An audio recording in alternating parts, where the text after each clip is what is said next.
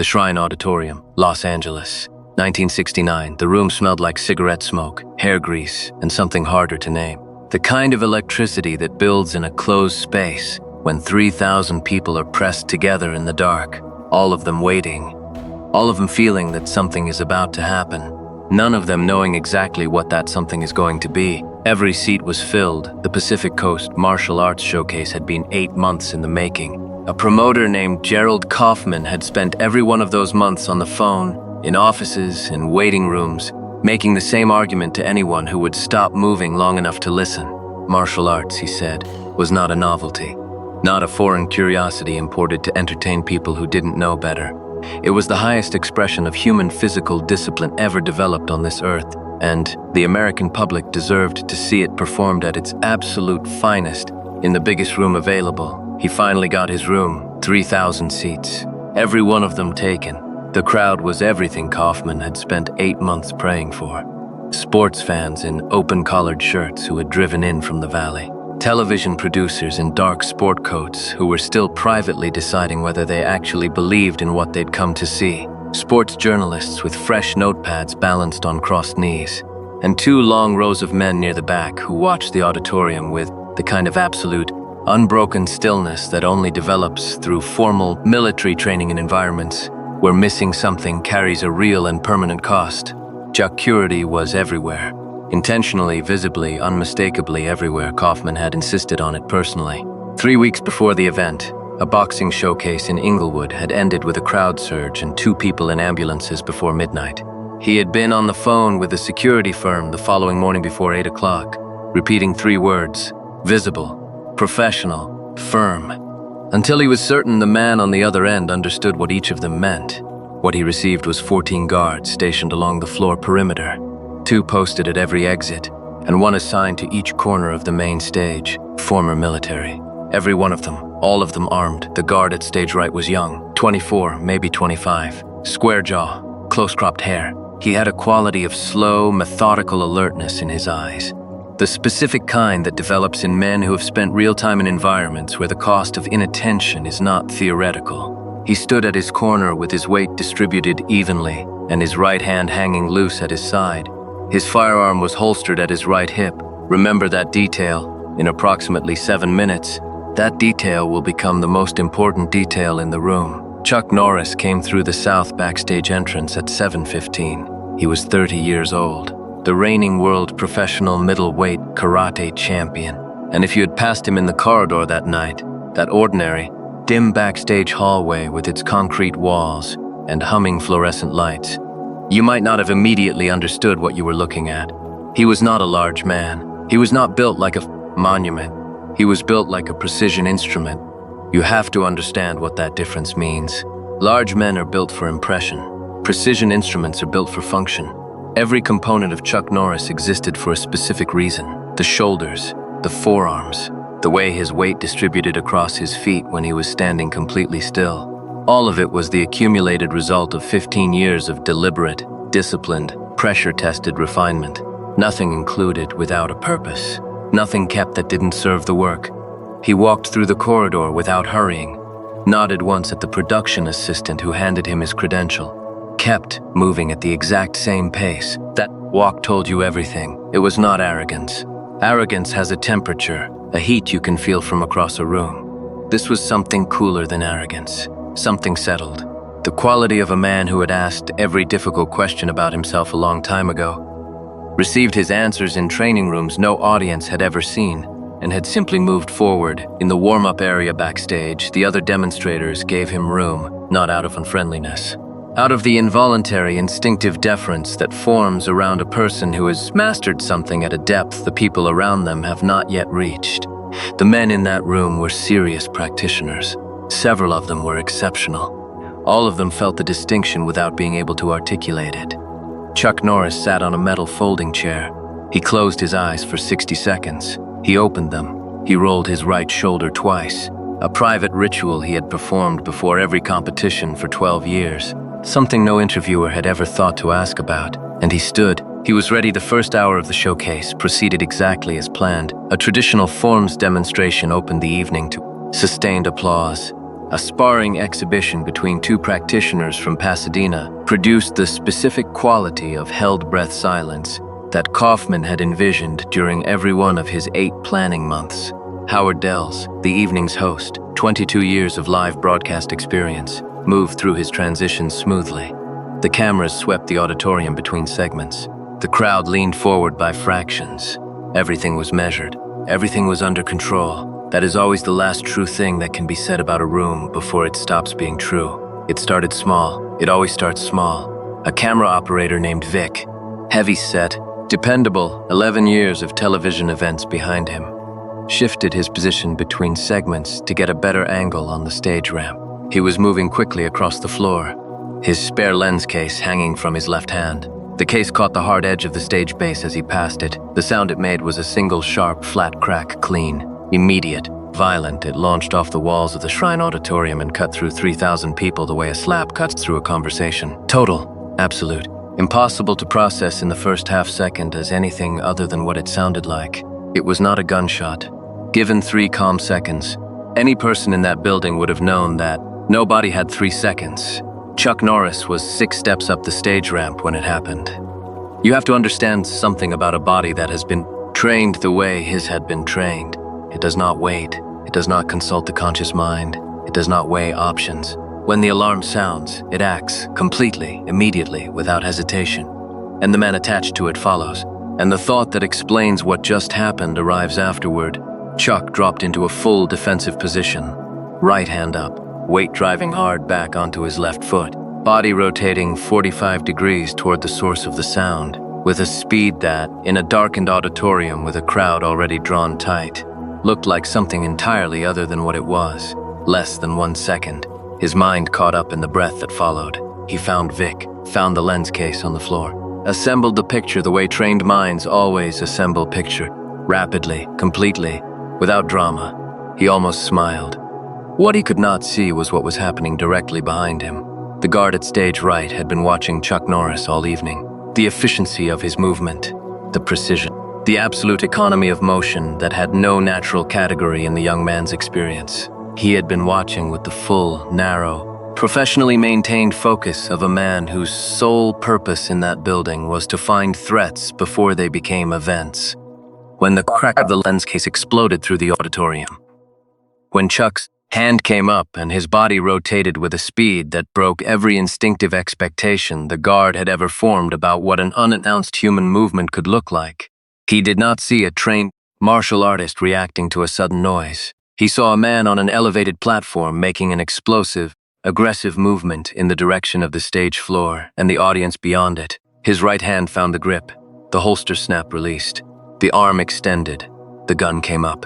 4 people in the front row later swore they heard the snap of that holster above everything else happening in the room at that moment. Above the crowd, above the murmur of 3,000 people still processing what they had just heard. 4 different people. Same detail, the barrel found the stage. The barrel found Chuck Norris. It moved through the crowd in rings, from the center outward, each row understanding it half a second after the row inside it. A woman in the second row made a sound with no word attached to it. The man beside her grabbed the armrest with both hands and did not release it. Howard Dells looked up from his transition notes and went completely, instantly, entirely still. The specific stillness of a person whose body has already stopped before. The mind has finished forming the thought that explains why. 3,000 people stopped breathing at the same moment. Chuck Norris turned and saw it. He saw the extended arm, the angle, the barrel, and then he saw the guard's face. And that face was the most genuinely dangerous thing in the room, because it was not rage there, not malice, not the cold expression of someone acting wrongly. It was certainty, pure, unquestioning, adrenaline-saturated certainty. The expression of a man who believed completely in what he was seeing and had no doubt about what it required of him. You cannot reason with certainty in real time. Chuck Norris knew this. Training had taught him. The way training teaches everything that actually matters. Not through words, but through repetition, until the lesson became as permanent as bone. His own face did not change. That was the thing people would talk about afterward. Not what happened next, not what Bruce Lee did, not what the guard did. The most remarkable detail of the entire night, according to every person close enough to see it clearly, was the expression on the face of Chuck Norris when he looked directly at a loaded firearm pointed at him. Nothing changed. No fear. No panic. No shift in the eyes. He stood completely still, and the entire auditorium held still with him. 3,000 people. One enormous, suspended collective breath that nobody released. And then a door on the left side of the stage opened. A door nobody had been watching. A door nothing significant had come through all evening. The man who stepped through it was not large. He was lean, almost slight, with a quality of total stillness and motion that was a contradiction until you witnessed it. And then was the only thing that made sense. He wore a plain dark jacket. He was not running. He was not hurrying. He made no sound. He moved like a man who had already seen the room completely, who had processed it fully, in some private interior version of the moment that nobody else in the building had been granted access to yet, who had decided quietly, without drama, without hesitation, exactly what the next 30 seconds required. Bruce Lee stepped onto the stage. He looked at the guard. He looked at the gun. He looked at Chuck Norris, motionless at the top of the ramp. And then he did something. Not a strike, not a shout, not a command. Nothing the crowd had braced for in that terrible, compressed half-second of anticipation. Shoulders pulling inward, hands finding armrests and jacket lapels and the hard edges of seats. Breath drawing up high and tight in 3,000 chests simultaneously. Something else entirely. Something that left every single person inside the Shrine Auditorium so completely, so unanimously, and so absolutely silent that the only sound remaining in that enormous room was the soft, steady, indifferent electrical hum of the stage lights burning above them all. He spoke, that was it. That was the whole of it. No movement, no gesture, no display of any physical capability whatsoever. Bruce Lee simply opened his mouth and spoke, in a voice that was not raised, not hardened, not sharpened with any of the theatrical edges that 3,000 people in that auditorium had unconsciously prepared themselves for. And he said the guard's name. Nobody understood until later how he knew it. Nobody asked him directly, or if they did, he didn't answer in a way that resolved the question. What the guard himself said afterward, in the small, quiet conversation he had with Gerald Kaufman in the side corridor 40 minutes after the event, a conversation Kaufman would describe in private for the rest of his life and never once in print, was that when Bruce Lee said his name, it felt less like being spoken to and more like being seen, completely, instantly, without any part of him remaining hidden or unconsidered. You're doing your job.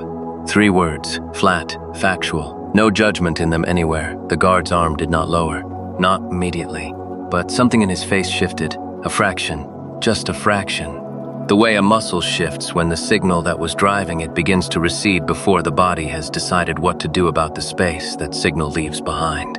Bruce Lee walked forward, not quickly, not slowly, with the specific, deliberate, unhurried pace of a man who has made a decision that is not going to be unmade and who does not need to announce that fact because the walk itself announces it completely. He crossed the stage in straight, clean lines. His eyes were on the guard the entire time. Not on the gun, not on the barrel. On the guard's face, in the specific place on a person's face, where the real information lives, where the truth of what is actually happening inside a person is always visible to someone who has trained themselves to look at it directly.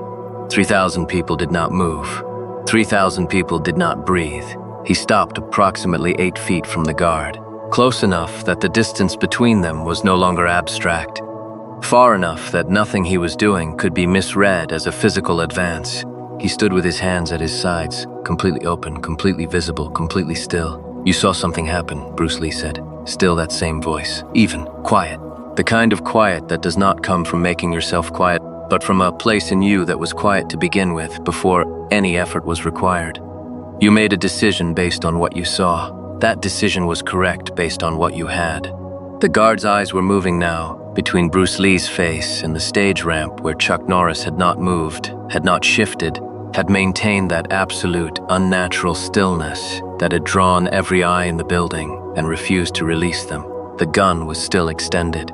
The arm was still straight, but the certainty in the young man's face had changed quality. It was still there, but it had become, for the first time since the moment the lens case struck the stage base and the whole evening tilted on its axis, a certainty that was examining itself.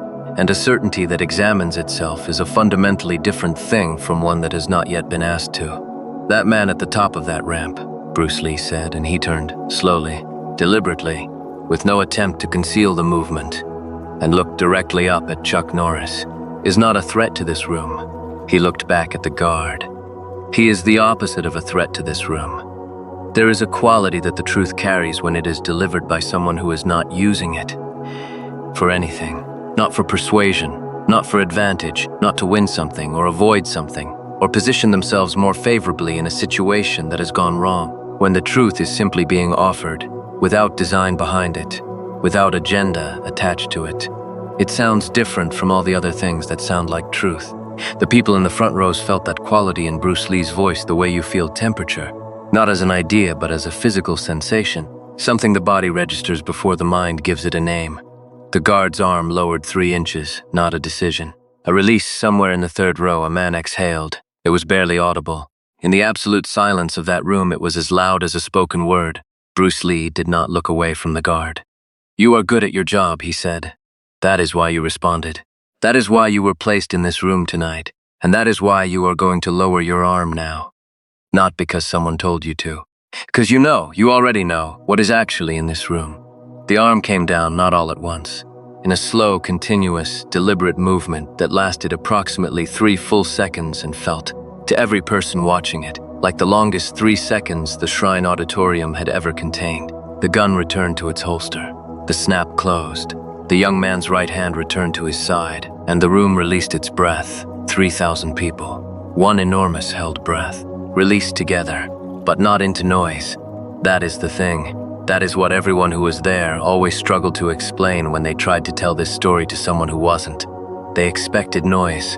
The specific kind of noise a large crowd makes when pressure breaks. The collective exhale that becomes a murmur, that becomes a wave of conversation and nervous laughter, and the general movement of people who have been held still too long and are relieved, profoundly and physically relieved, to be in motion again. That is what should have happened. It did not happen. The room released its breath and returned to silence because Bruce Lee had turned. He had turned from the guard, slowly, without hurry, and he was looking up the stage ramp at Chuck Norris. And something in the quality of that look, something in the specific, private, entirely unperformable nature of the attention that passed between those 2 men in that moment, held 3,000 people still more effectively than the gun had held them. Chuck Norris descended the ramp. 1 step, 2 steps. The same unhurried, settled deliberateness that had carried him through the backstage entrance an hour earlier, through the corridor, through the warm-up room, up the ramp itself. He reached the stage floor and stood. For a long moment, the 2 men simply looked at each other. There was no performance in it, no measurement, no sizing up in the way fighters size each other up. That narrow, calculating assessment that is really a species of fear wearing the clothing of strategy. This was something different, and the crowd could feel the difference without being able to name it. 2 men looking at each other with the specific quality of recognition that forms between people who have arrived at the same place by entirely different roads and find, upon arrival, that the place is exactly what each of them had understood it to be. Bruce Lee extended his hand. Chuck Norris took it. The auditorium came apart, not in pieces. All at once, instantly, completely, the way a held thing releases when it finally can. 3,000 people made a sound of pure relief, and it lasted 35 seconds before it organized itself into anything resembling specific applause.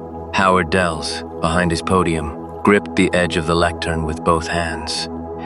Gerald Kaufman, who had been standing motionless at the very back of the auditorium from the moment the lens case struck the stage, who had not moved a single inch through all of it, sat directly down onto the floor. Nobody mentioned it to him afterward. 40 minutes later, in the side corridor behind the stage, in the low light and the muffled noise of a crowd still unsettled in the best possible way, Chuck Norris and Bruce Lee stood in the narrow space between 2 equipment racks and talked, not loudly, not performatively, the way 2 men talk when there is no audience and no reason to be anything other than exactly what they are. Gerald Kaufman came around the corner once, saw them, and turned around without a word. What was said in that corridor, the full shape of it, the sequence, the specific weight of each sentence, belongs to the 2 men who were in it.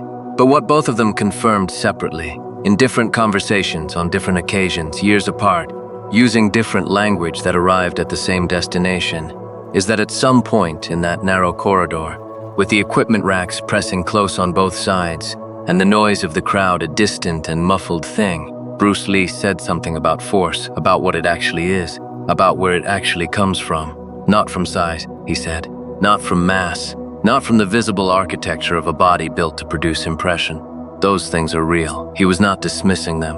But they are the surface of force, the part that can be seen, the part that people look at and believe is the whole of the thing, because looking is the only instrument they have. The part that cannot be seen, he said, is the part that decides everything: possession, timing, the understanding of where force is going before it arrives, and the ability to place it. Not drive it, not throw it, not push it with the full inventory of your body weight. Place it, with the kind of accuracy that makes size, in the final accounting, a secondary consideration. He held up his right hand, relaxed, the fingers loose and open. From here, he said. He indicated the distance between his open palm and Chuck Norris's chest, 1 inch, no more. From here, he said, to there. Chuck Norris looked at the hand. He looked at the distance.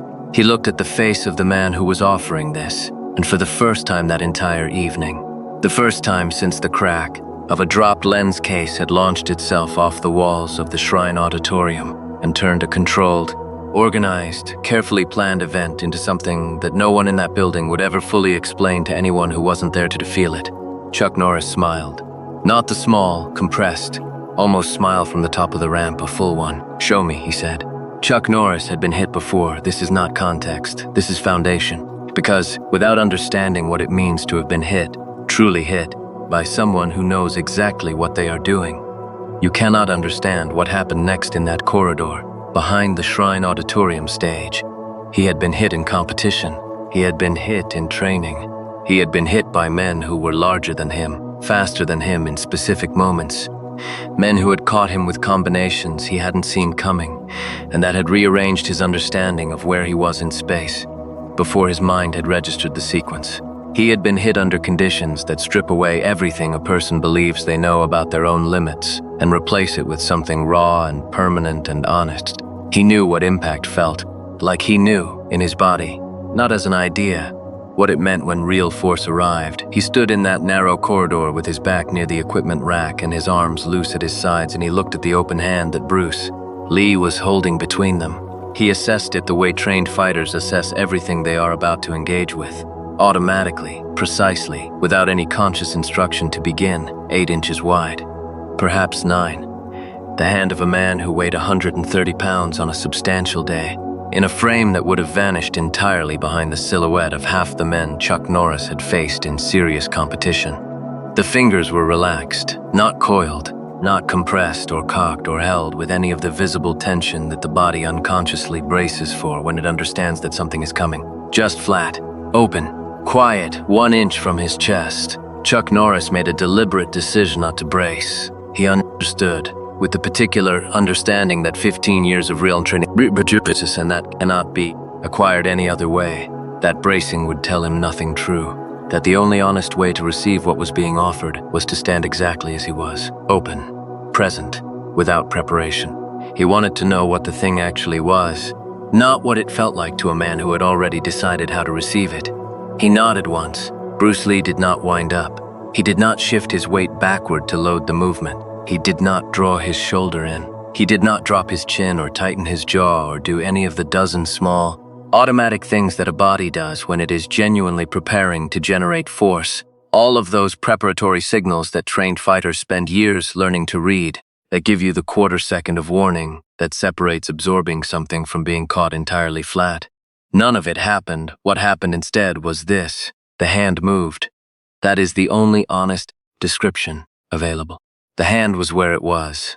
Then it was somewhere else. In the interval between those two positions, something occurred that Chuck Norris would spend the next several years attempting to put into language, and never quite managing to do to his own satisfaction, not because the words didn't exist, but because the experience itself occupied a category that language had not been designed to enter.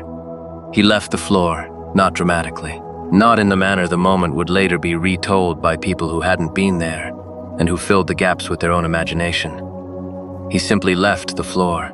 His back found the equipment rack behind him, found it hard and completely, and the rack shifted 4 inches on the concrete with a dull metallic sound, and he slid down it, and he sat on the floor of the corridor, Looking up at the ceiling, there is a specific experience that occurs inside a body when it receives force that it did not anticipate and cannot categorize. Not pain. Pain has a location, a shape the body can identify and hold and work with. This was not pain. This was systemic. Something that moved through him the way a frequency moves through a large structure. Not striking a single point, but resonating through the whole of it simultaneously, through every connected part at once. Looking for somewhere to distribute itself and finding everywhere at the same moment. He sat on the floor of that corridor for 3 full seconds.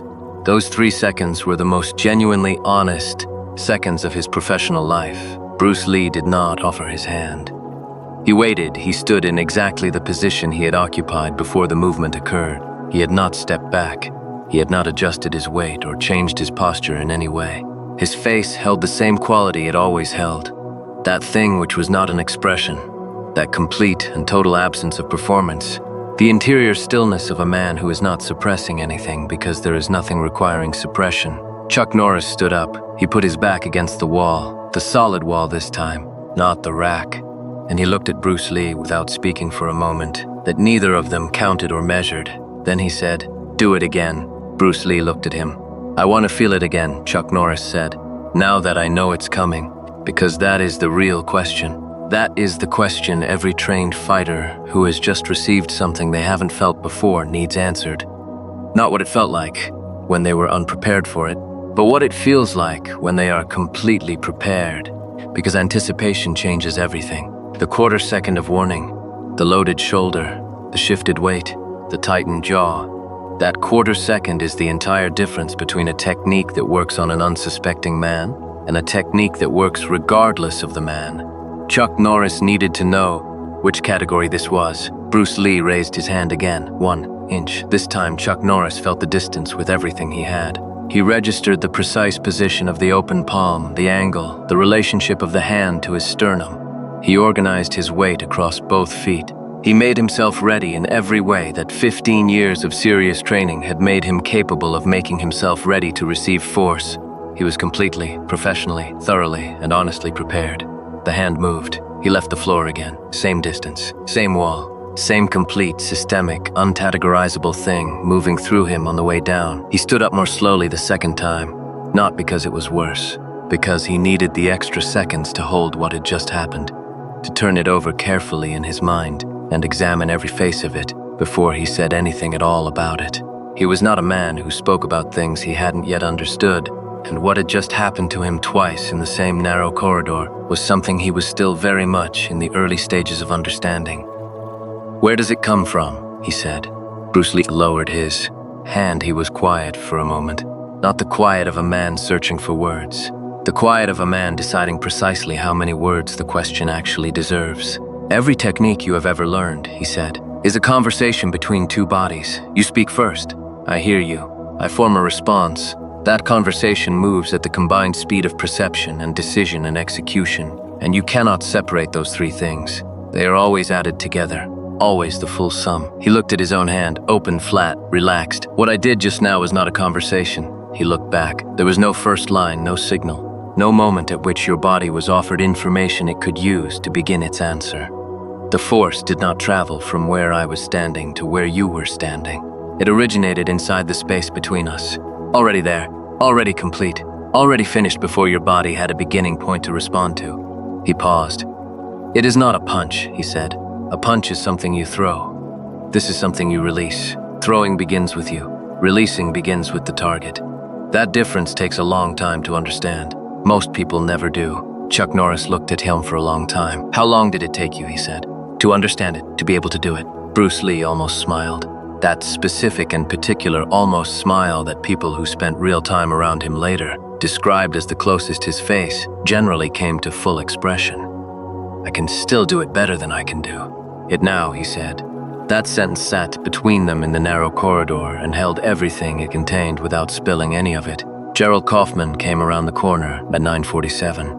He came carefully, not because he expected to need to retreat again, but because the corridor had acquired, in the past 40 minutes, a quality he could feel from 20 feet away. The specific quality of a space where something genuinely real has occurred. where the air itself has been changed by what passed through it and hasn't yet fully returned to neutral. He stopped when he saw Chuck Norris against the wall. The posture told him everything and nothing simultaneously. It was not the posture of a man in distress, not the posture of a man diminished or destabilized or uncertain of himself in any way that approached weakness.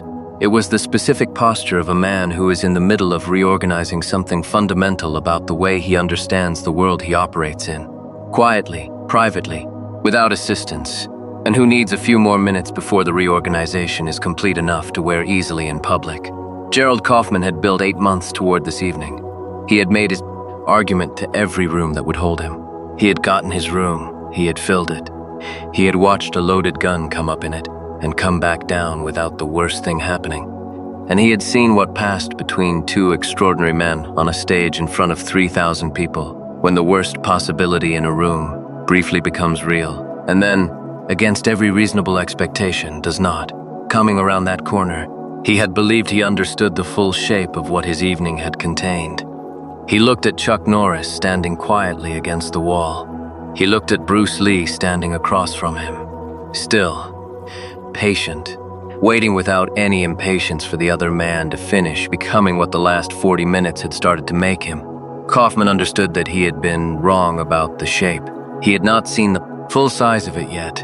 He was not certain he was equipped to. He turned around quietly and walked back the way he had come, and the corridor behind him held its quality undisturbed, and neither man inside it heard him go. Los Angeles, midsummer, 1967, the gym door opened. Bruce Lee walked in with a simple canvas bag on his shoulder. No noise, no show. Just another guy stepping onto concrete. The place was called Iron Temple. It was wedged between an auto body shop and a family-run taco stand in a neighborhood where the rent was low and the dreams were desperate.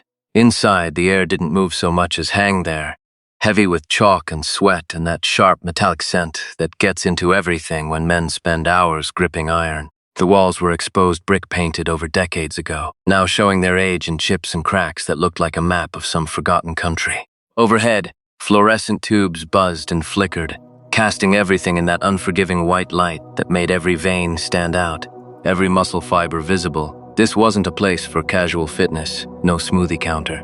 No branded merchandise, no membership cards with corporate logos, just weights and benches and mirrors. And the kind of men who came there because they needed to build something, needed to prove something, needed to transform themselves into versions that could survive whatever waited for them outside those doors. The soundtrack was constant, iron meeting iron, breath forced through clenched teeth, the occasional grunt or shout, and underneath it all, a radio playing soul music that nobody really heard anymore. Bruce entered just past noon. Outside, the temperature was climbing toward 100 degrees. Inside was worse. He wore loose black cotton pants and plain gray t-shirt, both already beginning to darken with moisture. The canvas bag over his shoulder looked light, almost empty. He moved like water, finding a path smooth and unhurried, each step placed with that unconscious precision that separates people who've trained their bodies from people who've mastered them. He'd been invited by Danny Chen. Danny was a Chinese American, welterweight who'd seen Bruce demonstrate at a tournament in Long Beach, and had been talking about it ever since. He trained at Iron Temple and had spent weeks telling the powerlifters and bodybuilders who shared his space that this man understood something about generating force from stillness, about moving without telegraphing intention, that their methods had not yet accessed. Nobody had believed him. But Danny had persisted, and now Bruce Lee was crossing the floor. Bruce had accepted the invitation out of genuine curiosity. He wanted to understand Western training methods, wanted to see how these athletes built their kind of strength, wanted to know if there was anything he could integrate into his own constantly evolving system. The moment he walked in, conversations died. Barbells paused mid-rep. Heads turned with the automatic awareness that gyms develop, that tribal sensor that detects anything unfamiliar in the territory. This compact man, maybe 135 pounds soaking wet, stepping into a cathedral of mass like he had every right to be there. Most athletes went back to their training after a glance. At the far end of the floor, beneath mirrors that reflected bodies built like brutal sculpture, Marcus Webb was finishing his final set of deadlifts. Marcus Webb embodied everything bodybuilding meant in 1967. 6'1", 250 pounds of muscle stacked on muscle. His body shaped like someone had taken human anatomy and decided to make it louder. Arms that looked like they could bend rebar. A chest that seemed to occupy its own zip code. Shoulders so broad they created shadows. Legs that made walking look like a controlled fall between pillars. Every inch of visible skin slick with effort. Every muscle group so defined you could teach anatomy class just by pointing. He and Muhammad Ali had grown up together in Louisville before their paths split. Ali had chosen speed and timing. Marcus had chosen size and force. He built his body into a weapon, and then he put that weapon to work as Ali's main sparring partner, the man the heavyweight champion of the actual world trusted to hit him hard, to push him, to test him. Around Los Angeles gyms, that name meant something. He lowered the barbell with a controlled crash that made the concrete floor complain. Straightened up with a sound like a building settling. Grabbed the towel hanging on the power rack. That's when he noticed Bruce. His expression moved through several distinct phases. Confusion, amusement, something close to disbelief, in quick succession. He draped the towel around his neck and walked over. Each step carried that distinctive bodybuilder gait, that rolling movement that comes from thighs too massive to allow anything resembling normal locomotion. Other lifters noticed Marcus moving and paused their sets. When Marcus Webb crossed the floor with purpose, something was about to happen. He stopped 6 feet from Bruce. The size difference between them was almost absurd. Marcus's forearm was legitimately thicker than Bruce's entire leg. His shadow fell across the smaller man like nightfall. "Help you find something, brother?" Marcus asked. His voice carried that particular quality of false friendliness that barely conceals amusement. His training partners had gathered behind him now. 3 other massive men forming a wall of muscle and curiosity. Bruce looked up at him. His eyes revealed absolutely nothing. No fear, no aggression, no submission, just assessment. People who knew Bruce would recognize that look. It was the expression a leopard gives an elephant, aware of the size difference, completely unconcerned about it. "Danny Chen invited me," Bruce said quietly. His voice carried traces of Hong Kong beneath the English, each word chosen with the care of someone speaking a language he'd decided to master. Marcus glanced around, spotted Danny near the heavy bags, and his smile widened. "Danny invited you to train here. You." He said it like the concept was inherently hilarious. One of his partners snickered. Another shook his head slowly, grinning. "To observe," Bruce clarified. "To learn your methods, our methods." Marcus repeated the words like they tasted funny. He looked back at his partners, then down at Bruce. "Brother, our methods involve moving weight that would put you in the hospital. No offense. But you're what? $130? $140 soaking wet with rocks in your pockets. $138, Bruce said. Evenly, Marcus laughed. Not cruel exactly, but it carried that edge of superiority that comes from a man who has never been physically challenged, who has never met someone who made him question his assumptions. See, that's my point exactly. I'm carrying over 100 pounds more than you in pure muscle. You understand what that means in a real situation? In an actual fight? Bruce's expression didn't change.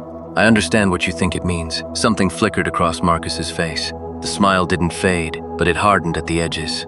What I think it means? Man, I sparred with Muhammad Ali. You know who that is? The heavyweight champion of the actual world. I've been in the ring with the most dangerous man alive, and I hold my own. Because I've got the size, the strength, the mass to back it up. That's not thinking, that's knowing. Ali chose speed. I chose force. And in a real fight, force ends the conversation. He stepped closer, using his bulk the way a wall uses its wallness. You want to tell me size and strength are different things?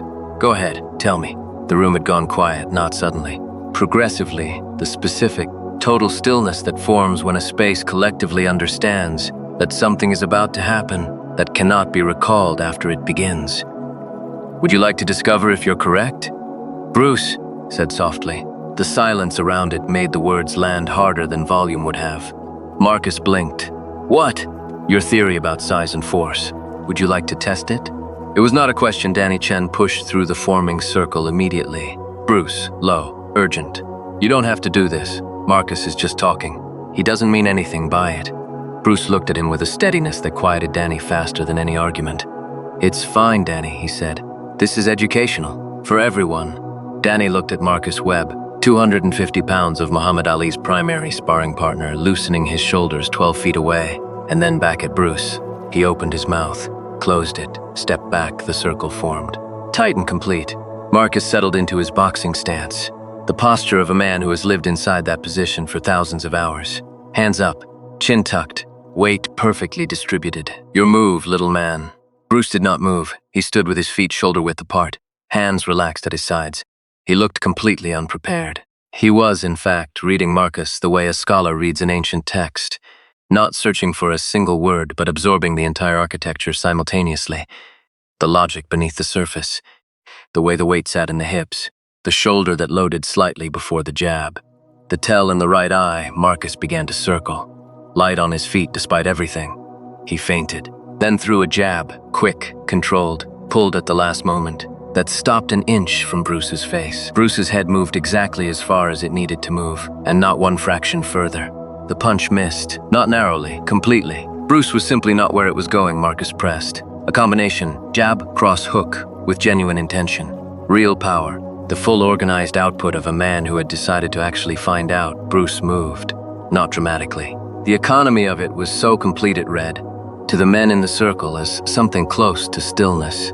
As though Marcus was missing a man who was not moving rather than a man who was moving perfectly. His combinations landed in empty air. His footwork delivered him to positions Bruce was no longer occupying. He was fighting himself. His breathing changed. What had been controlled was no longer controlled. The frustration in it was physical. The specific frustration of a body executing everything correctly and still failing to locate the thing it was reaching for. Then Bruce stopped. He stood still. He raised his right hand, open, flat, relaxed. He positioned it 1 inch from Marcus Webb's chest, and the room held everything inside it, and the fluorescent lights buzzed above it all with their patient and indifferent persistence. "Stand still," Bruce said quietly. The hand moved. Marcus Webb left the floor. His back found the wall behind. Him with a sound the room would not forget. He slid down it slowly. He sat on the concrete floor of Iron Temple and looked up at the buzzing lights above him, and held what had just happened inside him with the careful stillness of a man who has received something he does not yet have a name for. 5 seconds, nobody spoke. Nobody laughed. Nobody collected any money. Then Marcus Webb looked up at Bruce Lee, who stood exactly where he had stood before the movement, hand back at his side, weight evenly distributed, face holding that complete and total absence of performance, and said the only honest thing available to him. "Again," he said. Bruce looked at him steadily. "Stand up first," he said.